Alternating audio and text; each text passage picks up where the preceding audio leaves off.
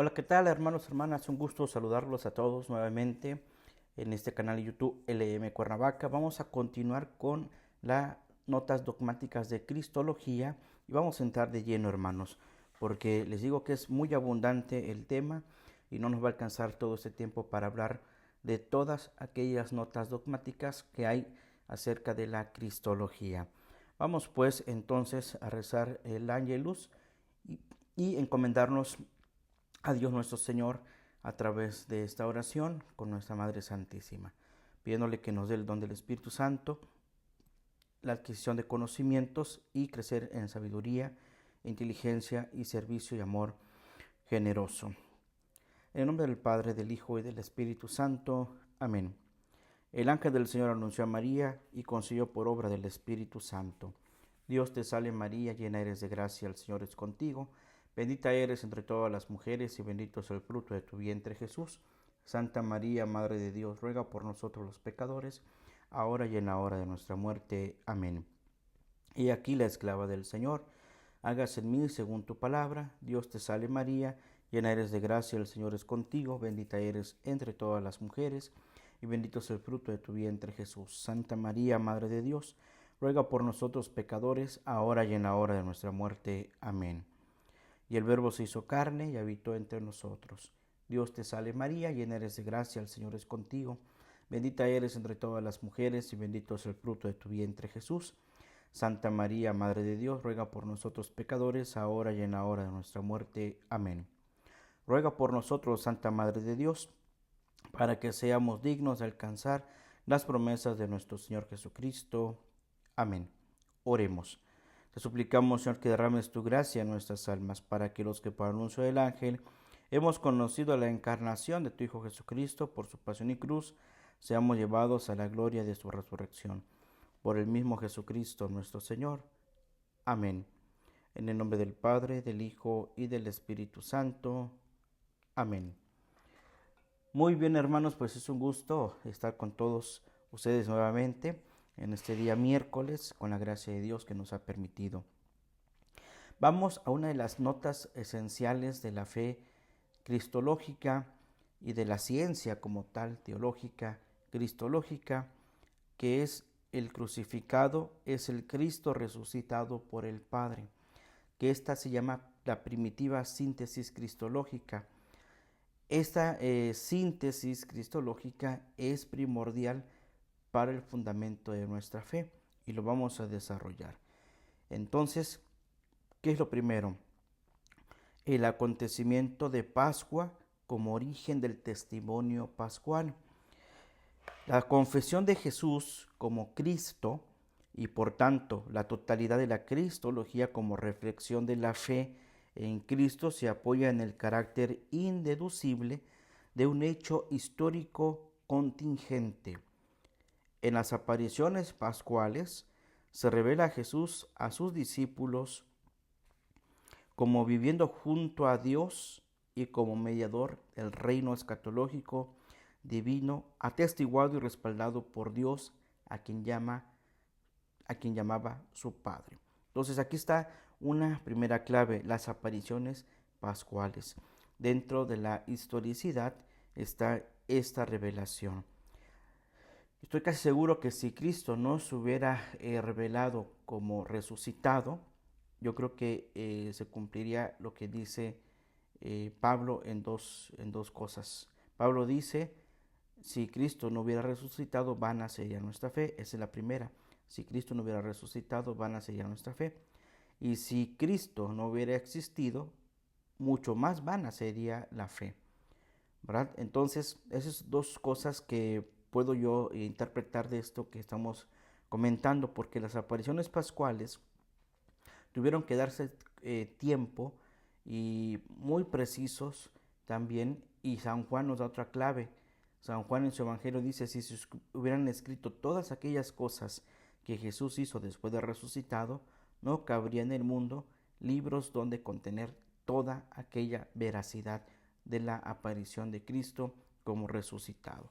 Entonces encontramos que las apariciones pascuales pues revelan precisamente a sus discípulos a un Jesús viviendo con Dios, junto a Dios y como mediador del reino escatológico entre el hombre y Dios, el reino de los últimos tiempos, que se atestigua precisamente por la bondad que nos hace ver Jesús de decirle a Dios Padre. Jesús le llamaba Padre y también la invitación es a que nosotros le llamemos Padre. Entonces, a la luz de esta experiencia pascual, pudieron sus seguidores identificar al Señor elevado hasta Dios y resucitado de entre los muertos con el Jesús de Nazaret, que se había presentado y actuado como mediador del reino de Dios del final de los tiempos. Entonces, esta figura, como dijimos en la primera parte, en la primera nota, el Jesús de Nazaret. Ese Jesús de Nazaret, ese nombre propio, con apellido propio, es el mismo Hijo de Dios. No se le puede llamar Jacob o Israel o Abraham o Moisés, aunque muchas de las veces vemos en el Nuevo Testamento que a Jesús lo identifican con cierto personaje. Lo identifican con Moisés, con Abraham, con algunos de los profetas antiguos, con el mismo Juan lo quieren identificar, pero no es cualquiera de aquellos hombres inspirados por Dios, no es cualquier otro hombre que haya surgido, ¿verdad?, así nada más espontáneamente, sino que surge a partir precisamente de la experiencia pascual. Otro dato interesante que aquí vamos a notar es el mandamiento de Jesús en el que dice, no digan esto, que Jesús, hay una cosa de Jesús que le decía a sus discípulos que no tenían que decir hasta que Él resucitara, que precisamente era la pasión, muerte y resurrección. ¿Verdad? Esos puntos, pasión, muerte y resurrección, Jesús les advirtió a sus discípulos, no se lo digan a nadie. Comenzó a decirlo a sus discípulos, sus apóstoles, para que ellos pudieran comprender ese misterio, ¿verdad? Cuando surge el tema de ¿quién dice la gente que soy yo? Y Pedro responde, tú eres el Mesías, el Hijo de Dios. Ok, no lo digan, ¿verdad? El mesianismo de Jesús no se dice durante su vida ministerial, ¿verdad? Él pide de manera encarecida que no lo comenten a nadie hasta que haya resucitado de entre los muertos. Se llama el secreto mesiánico. Ese secreto mesiánico va a perdurar todo el camino de Jesús hasta la experiencia de las apariciones pascuales, ¿verdad? Y eso es en lo que estamos aquí, porque si Cristo no hubiera resucitado, vana sería nuestra fe. Si Cristo, aún después de haber resucitado, no se hubiera presentado a sus apóstoles, tampoco creeríamos en Él. Estoy casi seguro que así sería. Pero bien, vamos a continuar, hermanos, porque todos esos aspectos nos llevan a una expresión impresionante de tantos datos que podemos sacar de esto que apenas estamos comentando, ¿verdad? Que es la síntesis primitiva cristológica de la comunidad que comenzó a surgir como una teología, ¿verdad?, para en ese momento para el conocimiento del pueblo de Dios, que comenzaba a formar ya una comunidad, a formar una iglesia, ya con una institución, en medio de las persecuciones, en medio de tantas herejías que comenzaban a darse. La iglesia se mantiene firme en la profesión de la fe del Cristo resucitado, del Cristo aparecido después de la resurrección. Bien, entonces este Jesús de Nazaret es quien ha de padecer, morir y resucitar de entre los muertos. Él es el que se ha presentado como el mediador del reino de Dios del fin de los tiempos. Por eso Jesús también va a añadir en otra parte del Evangelio, ha llegado la hora, cuando llegan aquellos hombres griegos a buscar a Jesús, le dicen, Felipe y Andrés le dicen a Jesús, allá afuera hay unos hombres que te buscan, ¿verdad?, de habla griega. Y Jesús dice, ha llegado el tiempo, ahora sí, ha llegado el final de los tiempos. Muy bien, entonces es el Jesús de la historia, que se sabe inserto en una relación singular con Dios como su Padre, que le llama Abba, esa relación muy íntima, muy amigable, muy cercana, Abba Padre, y está autorizado legitimado por Él para el desempeño de una misión exclusivamente suya, una misión exclusivamente que le da el Padre a Jesús. Esa es tu misión, hijo, ¿verdad? Y como hijo, tú sabrás el camino que has de seguir, ¿verdad? Entonces el Padre envía a su Hijo en una misión especial y como todos, a todos nos pasa un momento de debilidad, nos llega a pasar a nosotros que nos debilitamos y caemos, pero Jesús nunca se cae. Sí llega el momento en el decir, Señor, esto es muy pesado. En el huerto de los olivos se expresa precisamente esa emoción de decir, Señor, que no se haga tu voluntad, que se haga tu voluntad y no la mía. ¿Verdad? Jesús nunca dijo que se haga mi voluntad. Yo quiero hacer esto, quiero hacer el otro, no.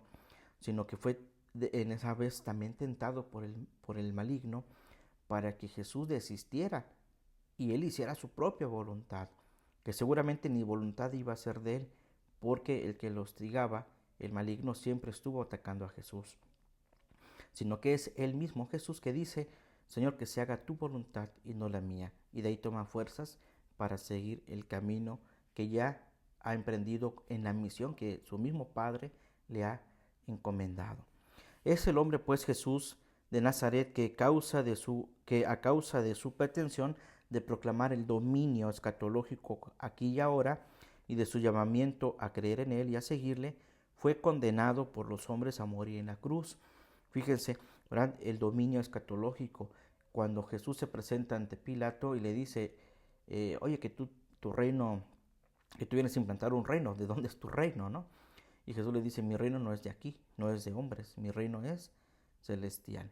Entonces, ¿qué quiere decir? Está hablando del dominio escatológico. Al hablar del cielo, es una figura asombrosa, tenebrosa inclusive, el cielo. Uno solamente ver el cielo no se imagina qué más hay allá. Y cuando lo vemos ahora por medio de la ciencia, todo lo que hay detrás del cielo, vagar ahí en ese ámbito del universo sería muy conflictivo. ¿Dónde te detienes? ¿Dónde comes? ¿No? Todas esas cosas que nuestra imaginación pudiera llevarnos. Inclusive al abismo de la tierra y al abismo del mundo, del agua, en el mar.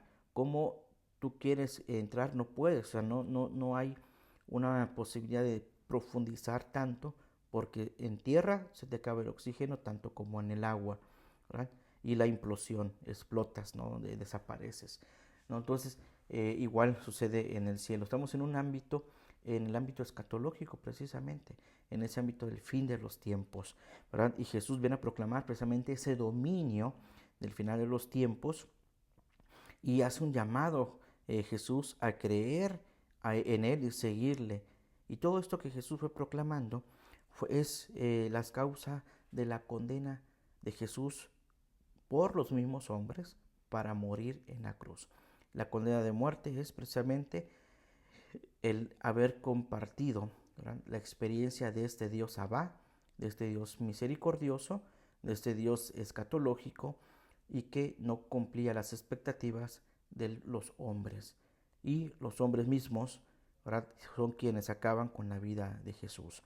Y aquí es algo muy interesante porque siempre decimos, es que los sumos sacerdotes, es que los fariseos, es que Pilato. No, hermanos, en ellos estamos englobados todos los hombres que negamos a Dios, que reprobamos las acciones de Jesús, quienes estamos en desacuerdo ahora con la iglesia y en fin, con todo eso, todo lo que muchos hombres se han hecho en contra, esa es precisamente la consecución de la muerte de Jesús. Estamos hablando de muchísimos años de la redención de Cristo, pero sigue siendo causa de reflexión y de decir, bueno, nosotros también participamos. Tal vez no de manera puntual, no en ese momento, pero nuestros actos en día de hoy siguen repercutiendo en el pecado, no en el pecado de otros, sino en el pecado nuestro, porque nos estamos siendo cómplices muchas veces de los pecados de los demás. Y eso es muy interesante, aunque Cristo ya tomó la condición de siervo, ¿verdad? Acogió acogió el pecado y no cometió pecado, ¿verdad? Se solidarizó por medio del sufrimiento, ¿verdad? Toda esa causa de Cristo, la causa de Cristo Jesús, la causa de Jesús de Nazaret, ¿verdad?, de morir en la cruz es por causa del hombre, ¿verdad? Una causa por salvar al hombre, y el hombre causa la muerte del Cristo Redentor. Es pues el hombre Jesús de Nazaret que, a la luz de la fe de Israel, por él mismo proclama, parece haber sido abandonado por Dios, y en cuanto maldito de Dios, aparentemente privado de toda credibilidad, cuando pretende haber sido enviado por Dios. Deuteronomio 21:23 y Gálatas 3:13. ¿Qué significa? Esto es algo muy interesante, hermanos. Esta parte en la que los hombres le dan muerte a Cristo, pero también el hombre Jesús de Nazaret, a la luz de la fe de Israel, Jesús proclama el reinado de Dios, ¿verdad? Y ese reinado de Dios que proclamó, que evangelizó, que dio su decálogo de las bienaventuranzas, que curó a los enfermos, que todo hizo tantas maravillas, él mismo proclama la presencia de Dios como su Padre, parece haber sido abandonado también. ¿Por quién? No solo por los hombres, sino también por Dios. Muy aparentemente pudo haber sido abandonado por Dios. Y es lo que se dice, algunos teólogos dicen en esas reflexiones muy profundas, que ya en el suplicio de la cruz, cuando Jesús expresa, Dios mío, ¿por qué me has abandonado?, es la experiencia del abandono total de todo, ¿verdad? Y Jesús pasó por ese abandono también, como muchos se lo sentimos. El abandono inclusive de Dios, hasta nosotros decimos, es que Dios se ha olvidado de mí, es que Dios no tiene consideración conmigo, ¿verdad? Es que Dios no me ayuda. Esos momentos tan profundos de una experiencia tan radical de decir, he sido abandonado por todos, Jesús también lo experimenta. Inclusive se lo dice a su Padre, Dios mío, ¿por qué me has abandonado? Y es abandonado en cuanto que es maldito de Dios, porque así todos los que eran crucificados se les consideraba así, malditos de Dios. Y Cristo asume también ese pensamiento del pueblo judío, de los hombres de aquella época, y lo consideran así. De hecho, el Deuteronomio, el libro de Gálatas y muchos de los salmos, el profeta Isaías hablan de este hombre crucificado, o de este hombre mayugado, ¿verdad?, de este hombre que ha sido atormentado por las insidias del maligno, el siervo sufriente. Los salmos, cuando hablan del miserere, misericordia, Dios mío, por tu bondad, ¿verdad?, todos estos elementos bíblicos que nos hablan pues este hombre que se entrega y es considerado maldito de Dios, ¿verdad? Y aparentemente privado también de toda credibilidad, porque al final, en el camino de la cruz, ya no hay nadie con él. Siempre decimos que quedan María, su madre, puesto que obviamente es su madre, San Juan, el discípulo predilecto, y las mujeres que le acompañaban, un grupo muy pequeño que le seguía, pero perdió toda credibilidad en cuanto él pretendió ser el enviado de Dios, ¿verdad?, porque todos lo abandonaron, incluido el Pedro, que lo niega, ¿verdad?, lo niega ante la presencia de la gente que está ahí, y que al verlos, que son galileos, les dicen, tú también vienes con él, y lo niega. Entonces encontramos, hermanos, un profundo abandono hacia Jesús. Pero él sabe, precisamente por su presencia, que no lo van a dejar. Pero él siente, ¿verdad? Por eso se dice que en el libro de los Hebreos se solidarizó con los hombres. Bien, entonces la cristología debe de iniciar su recorrido a partir de esta síntesis que acabo de hacer, de la síntesis de los enunciados valorativos originarios de los discípulos. Consigue así una vía de acceso hacia el acontecimiento testificado en esta experiencia de la identificación de Jesús con Dios. Entonces, cuando vienen las apariciones de Cristo, hay algo que tal vez nosotros no lo hemos escuchado en nuestras homilías o reflexiones de la Semana Santa, pero algo muy profundo del acontecimiento pascual es que ya la gente, la iglesia primitiva, las primeras comunidades, ya identifican a Jesús como Dios. El hecho de que Jesús traspase la casa donde están los discípulos encerrados por miedo a los judíos, es Dios mismo, ¿verdad? Esa es una experiencia tremenda, el haber estado en ese momento, y tanto es así que el mismo Tomás, para hacer más verídico este acontecimiento, no estaba con ellos, y lo dicen precisamente sus compañeros en los evangelios. No estaba con ellos cuando Jesús se apareció y los saludó, ¿verdad? Y el testimonio pascual de Tomás es cuando el mismo Jesús se le aparece en otro momento, igual traspasando la casa, ¿verdad? Le muestra sus llagas para que él tenga fe, ¿verdad? Entonces, el testimonio de los apóstoles es verídico, hermanos. Los evangelios verifican la autenticidad de la presencia y sobre todo la primitiva comunidad cristiana. Los primeros cristianos que al recorrer el camino post-pascual, pascual y post-pascual, comienzan a darnos ese testimonio creíble de Cristo Jesús resucitado. Y es lo primero que hace Pedro y Juan cuando salen después de tener el miedo, después del hecho de Pentecostés, salen, ¿verdad?, a la experiencia ahora evangelizadora y misionera de llevar a todos el evangelio de Cristo resucitado. Y comienzan con eso. Lo primero que dicen es: el que ustedes mataron, crucificaron, que lo insultaron, lo golpearon, le hicieron todas las vejaciones que quisieron, Él está vivo y resucitado y está entre nosotros.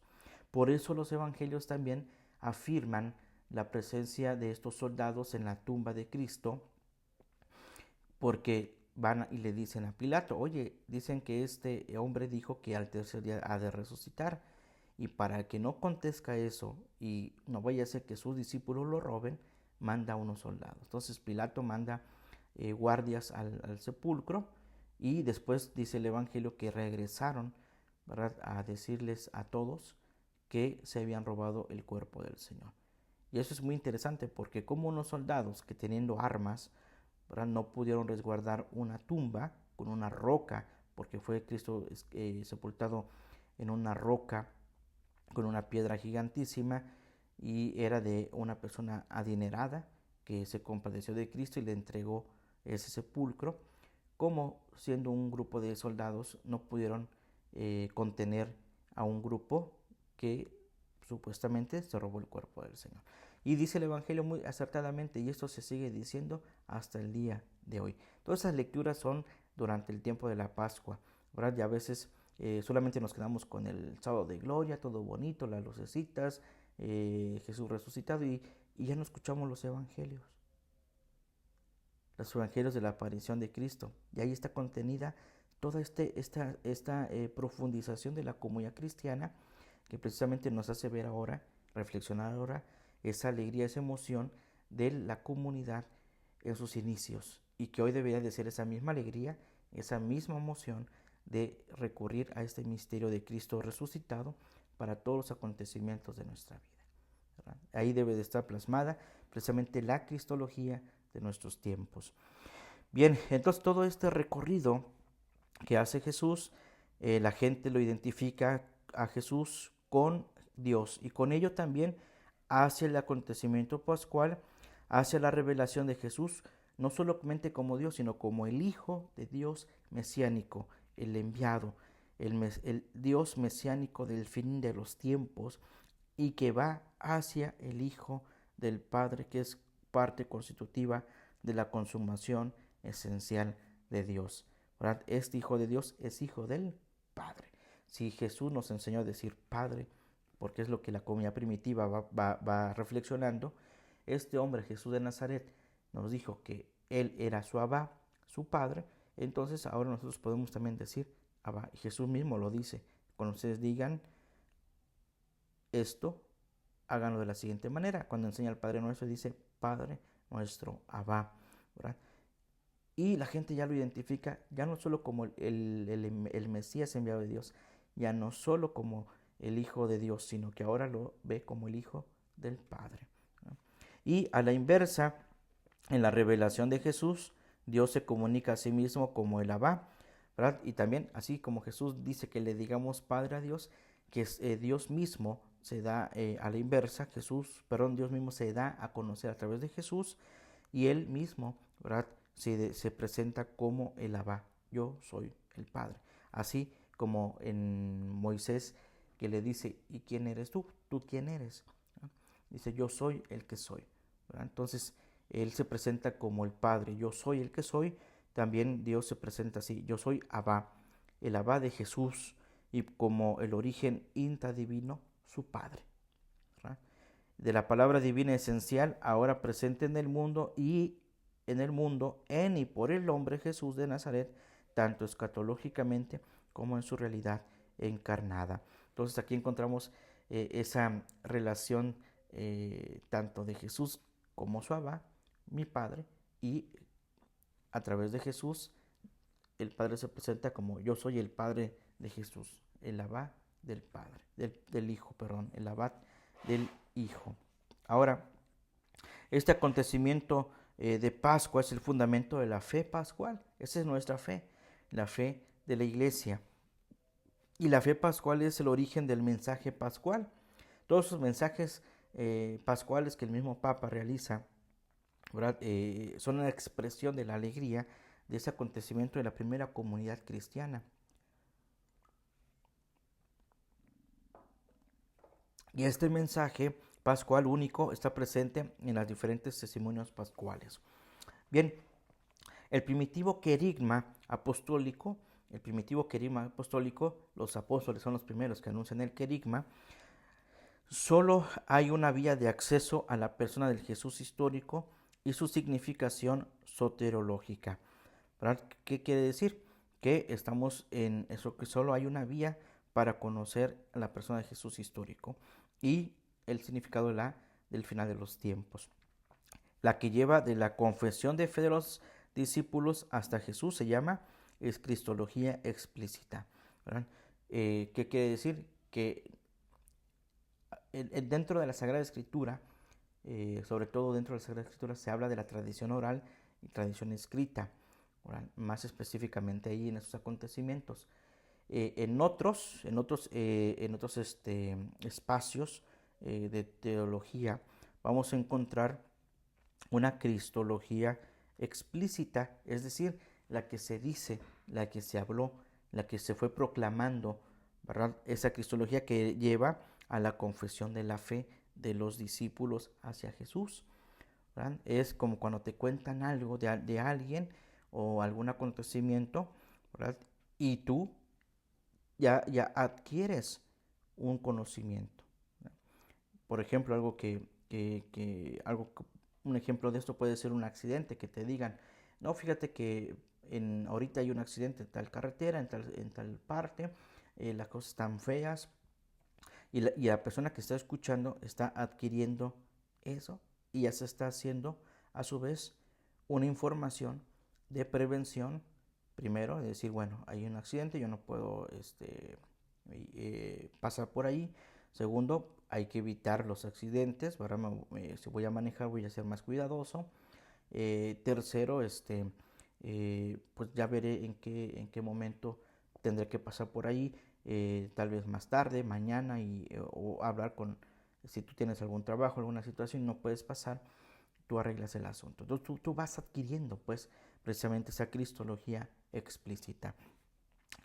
Solo porque Dios se revela en el acontecimiento de la resurrección y en las apariciones pascuales como el Padre de Jesús, puede interpretar adecuadamente los discípulos la relación de Jesús con Dios que podía percibirse, ya que también en la historia y en las actividades del Jesús prepascual está la cristología implícita. Entonces, imagínense todo eso que van adquiriendo, la comunidad va desarrollando esta cristología. También lo hacen de manera implícita, muy profundo, lo van guardando porque entonces perciben que este Jesús es Dios, este Jesús es Hijo del Padre y nos enseña también a decir Padre a Dios. Y Jesús es entonces nuestro hermano. Entonces hay dos tipos de cristología, la cristología explícita, la que nos lleva a la confesión de fe de los discípulos hasta Jesús, toda aquella confesión de los apóstoles que fueron dice y dice, anunciando y anunciando, hasta Jesús, de la fe de los discípulos hasta Jesús, y después toda esa experiencia pascual de los discípulos y apóstoles de Jesús hasta llegar a lo que es la primera comunidad cristiana, ¿verdad? Todo aquello acontecimientos que también se le puede llamar prepascual, ¿verdad? Bueno, la cristología explícita es prepascual porque son los discípulos que van anunciando a Cristo. Cristo está con ellos, Jesús está con ellos. Es una cristología explícita.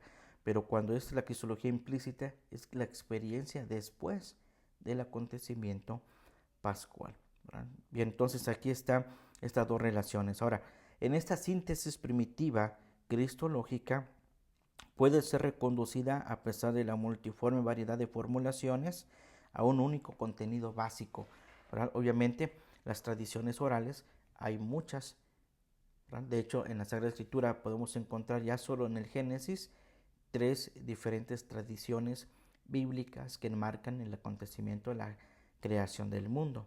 La yavista, la elohista, la sacerdotal, 3 tradiciones. Entonces encontramos variedad inclusive de estos acontecimientos. Ahora, las formulaciones varían como lo podemos encontrar. Anunciar a Cristo resucitado varía de los discípulos en las situaciones en las que al ir en la misión, pues había una forma de proclamarlo. Cada uno lo proclamaba de diferentes formas. Y ahí se van creando las comunidades eclesiales, ¿sí? Bien, una formulación única, un contenido único de esto de Jesús crucificado, como el Cristo resucitado del Padre. El Jesús crucificado es el mediador escatológico del reino de Dios testificado por Yahvé. Es el Cristo, el Hijo de Dios mesiánico, ¿verdad? En él ha llegado a su cumplimiento definitivo la promesa de la presencia escatológica de Dios, una presencia que se ha realizado de forma histórica, concreta en el hombre Jesús, ¿verdad? Entonces aquí está, digamos, de todo lo que dijimos en manera de resumen, como si fuera un significado, ¿verdad? ¿Qué es lo que acontece al final? ¿Cuál es la formulación básica a todo lo que dijimos? Lo voy a volver a repetir. La formulación básica es: el Jesús crucificado es el mediador escatológico del reino de Dios, testificado por Yahvé. Él es el Cristo, el Hijo de Dios mesiánico. En él ha llegado a su cumplimiento definitivo la promesa de la presencia escatológica de Dios, una presencia que se ha realizado de forma histórica, concreta en el hombre Jesús. Entonces, todo este ámbito de Jesús crucificado está resumido en el Jesús de Nazaret. Es nuestra persona, Él es nuestro indicio, Él es el camino, Él es el Jesús histórico y el Cristo de la fe. ¿Verdad? El Jesús histórico, como lo dijimos, es aquella experiencia de los apóstoles, esas apariciones pascuales donde Jesús se va revelando y nos lleva a la confesión de la fe, del Cristo de la fe, ¿verdad? Todo esto es un acontecimiento muy bello y testimoniado, como dice el texto, formulado de diferentes maneras. Bien, ahora para ir concluyendo esta parte, la unidad de la confesión pascual en la pluralidad de los testimonios bíblicos, puesto que hay 4 evangelios, incluido el Hechos de los Apóstoles y algunos otros textos bíblicos que nos hablan de este acontecimiento pascual. Vamos a ver rápidamente. Aunque el testimonio de los escritos bíblicos sobre Jesús presenta una diversidad, no es el menos evidente que todos ellos tienen como punto de referencia común las apariciones pascuales. O sea, el punto de referencia son las apariciones pascuales. Ahora, la primigenia confesión de los testigos de Pascua dice que Jesús es el mensajero escatológico del reino de Dios. Esa fue la confesión de los testigos de la Pascua. Jesús es el mensajero escatológico del reino de Dios. El reino de Dios ya está aquí. Tal como Jesús comenzó su ministerio diciendo: el reino de Dios ya está aquí, se ha cumplido, los apóstoles también comienzan, después de las apariciones pascuales, a decir lo mismo que Jesús: ha llegado el reino de Dios. ese Jesús que ustedes mataron está resucitado y se ha confirmado ya la presencia del reino de Dios. Ahora, este reino de Dios que fue acusado de, bueno, este Jesús mensajero escatológico del reino de Dios, que fue acusado de blasfemia y condenado a morir en la cruz, que fue confirmado por Dios su Abba como la presencia escatológica de la salvación, como Hijo, y que en él se ha revelado Dios como Abba, Padre. Está también en definitiva la revelación del Espíritu, en quien el Padre ha resucitado al hombre Jesús de entre los muertos y le ha acreditado como un portador mesiánico del Espíritu de Dios, ¿verdad? Porque aquí, fíjense qué interesante, hablamos de la relación de Jesús con Dios Padre. Pero ahora, en esta última parte, en esta unidad de la confesión pascual, entra también el testimonio del Espíritu.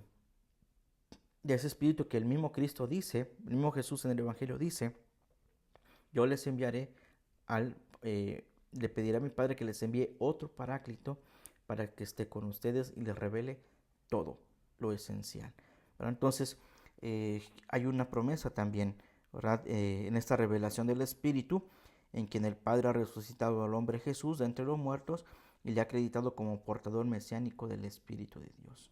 El Espíritu del Señor está sobre mí, dice en su discurso en la sinagoga al inicio de su ministerio, lo sigue teniendo en la resurrección. El Espíritu de Dios está en mí, ¿verdad? Dice uno de los padres, el padre Carrera, un gran hombre de ciencia, falleció hace unos años, decía que precisamente es a través de este Espíritu de Dios, esta consideración del Padre, ¿verdad?, que le acredita a Jesús como el portador mesiánico del Espíritu de Dios, es lo que hace que en la resurrección Él pueda pasar las puertas, ¿verdad?, poder entrar en la habitación e inhabitar en la casa, presentarse a los apóstoles, hablar con los apóstoles y hacer su presencia mistérica en muchos acontecimientos post-pascuales hasta nuestras épocas, ¿verdad? Bien, vamos a distinguir como mínimo 3 formas diferentes de la tradición de la única confesión básica en la fe cristológica. Primero, la de Pablo, ¿verdad? Pablo da por absolutamente evidente la historicidad de Jesús. Lo vemos en Romanos 1:3, en 9:3 y en Gálatas 4, del 4 al 6.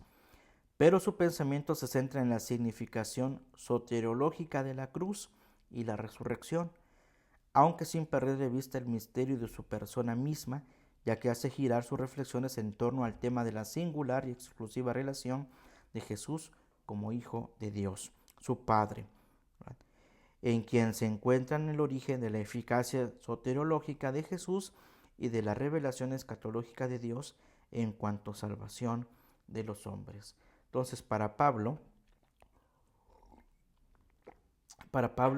Jesús es histórico, es un hombre histórico, pero su pensamiento va más al acontecimiento de Jesús como Hijo de Dios, como su Padre, en quien encuentra su origen y su fin, que es el Padre. Jesús es el principio y el fin, por eso decimos nosotros, sobre todo en esta celebración del Sábado Santo, cuando se bendice el cirio pascual, alfa y omega, principio y fin, origen de todo, ¿verdad?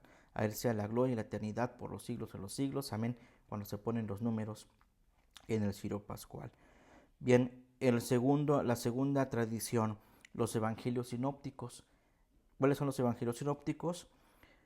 Mateo, Marcos y Lucas, solo esos 3. Ofrecen, recurriendo a los relatos más antiguos sobre las actividades terrenas de Jesús y sobre su pasión, una cristología de índole narrativa. Aquí el punto de partida es siempre la naturaleza y la conducta humanas de Jesús, en las que se trasluce justamente el misterio de su persona. Esta cristología implícita es la base de la cristología explícita, confesión de Jesús a través de unos determinados títulos mesiánicos y el principio de estructuración y organización de los evangelios mismos. Se presenta a Jesús en su relación con Dios su Padre Abba y como el portador mesiánico del Espíritu Santo prometido. Aquí el hilo conductor es la confesión de Jesús como el Hijo de Dios, el Hijo y descendiente de David, el Señor, el Kyrios, Señor Kyrios y Salvador, el profeta, el siervo de Yahvé, el rey de los judíos de Israel, y en cierto modo sintetizado como el Mesías, Cristo.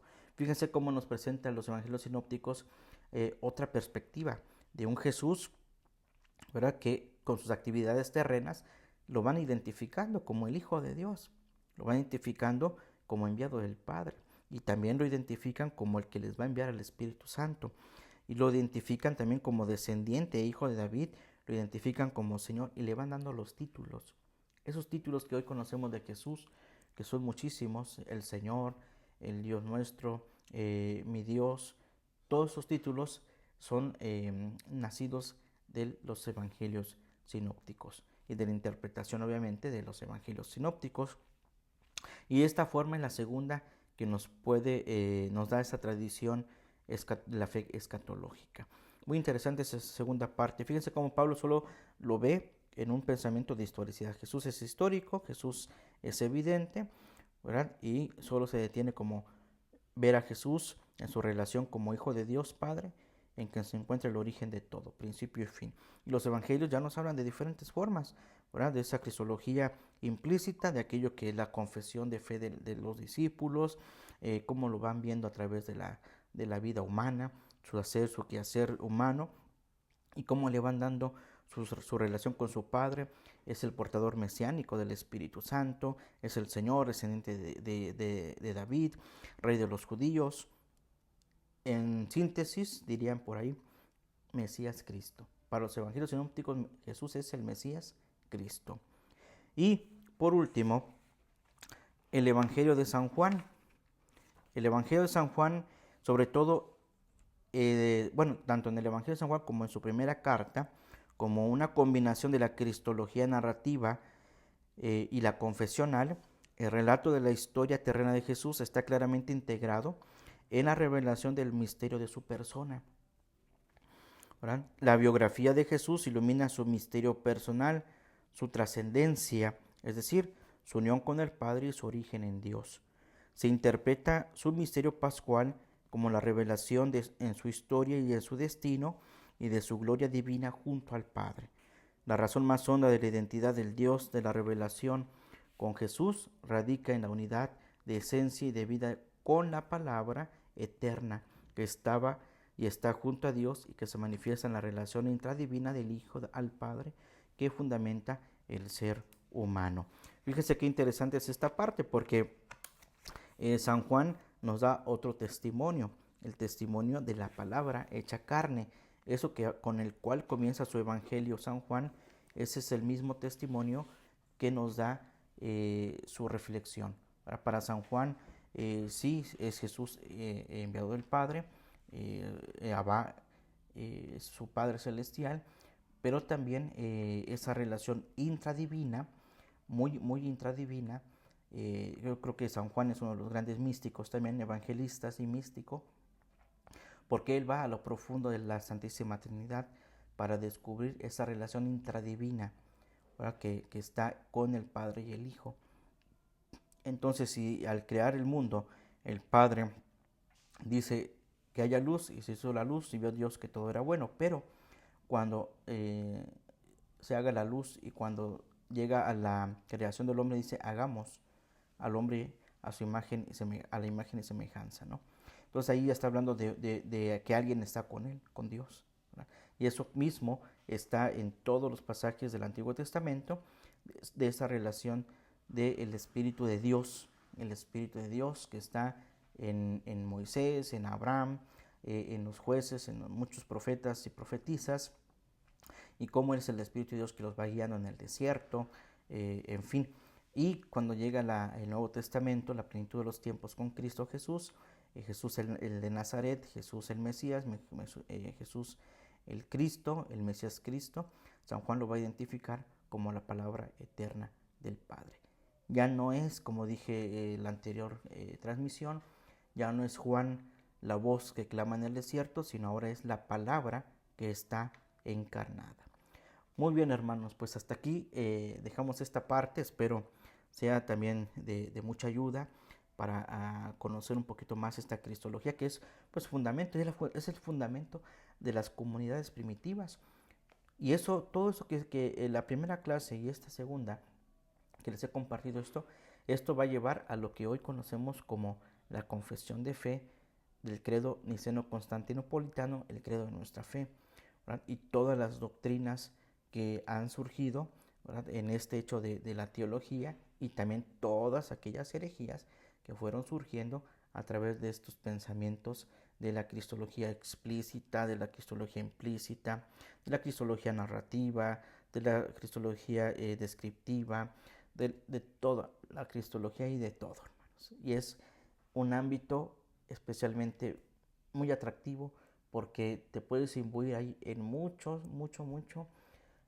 conocimiento y mucho atrevimiento también, porque tu reflexión te va a llevar a identificar más a Cristo Jesús en tu vida y en tus quehaceres, ¿verdad? Cristo está siempre presente, ¿verdad? ¿Cómo es posible, volviendo al acontecimiento de las apariciones pascuales, que Cristo se haya presentado así, ¿verdad? Entonces ahí ya comenzamos nosotros a decir qué extraordinario poder tiene el Padre para que su Hijo Jesús se presente ante sus discípulos y sus apóstoles, ¿no? Y qué poder también de Jesús de solidarizarse con el hombre, que a pesar de sentir el abandono inclusive del Padre y ser considerado maldito de Dios, tiene esa fuerza que prorrumpe del Padre hacia Jesús, que Jesús tiene seguramente en lo más profundo de su corazón, traspasado por la lanza del costado, una profunda conexión con el Padre. Indudablemente aquí no vamos a hablar de María, pero sí María también tiene ese aspecto del silencio de Dios, del silencio de María entre los acontecimientos de su pasión, muerte y resurrección. Pero María tiene una esperanza muy profunda también, ¿verdad? Aunque aquí no lo vamos a ver, pero quiero agregar ese aspecto de María en ese silencio en el que ella está precisamente presente en la pasión. La pasión de su Hijo es su misma pasión de María, ¿verdad? Y lo que Jesús va aconteciéndole a María le acontece en lo profundo del alma. Por eso ahí se cumplen todas las profecías de Simeón: y a ti una espada te atravesará el alma, ¿verdad? Por todas las consideraciones que va a pasar Cristo, Jesús, hasta el momento de la ascensión del Señor, ¿verdad? Porque María todavía está ahí junto con los apóstoles en oración permanente. Bien, pues aquí concluimos, hermanos, esta parte, y si Dios nos los permite, el próximo viernes nos veremos nuevamente en esta transmisión. Quiero terminar con ustedes, y así lo vamos a hacer durante este tiempo, orar, ¿verdad? En esta ocasión otra vez está de fondo el siervo de Dios, Fran Duf, y así sucesivamente lo vamos a ir haciendo,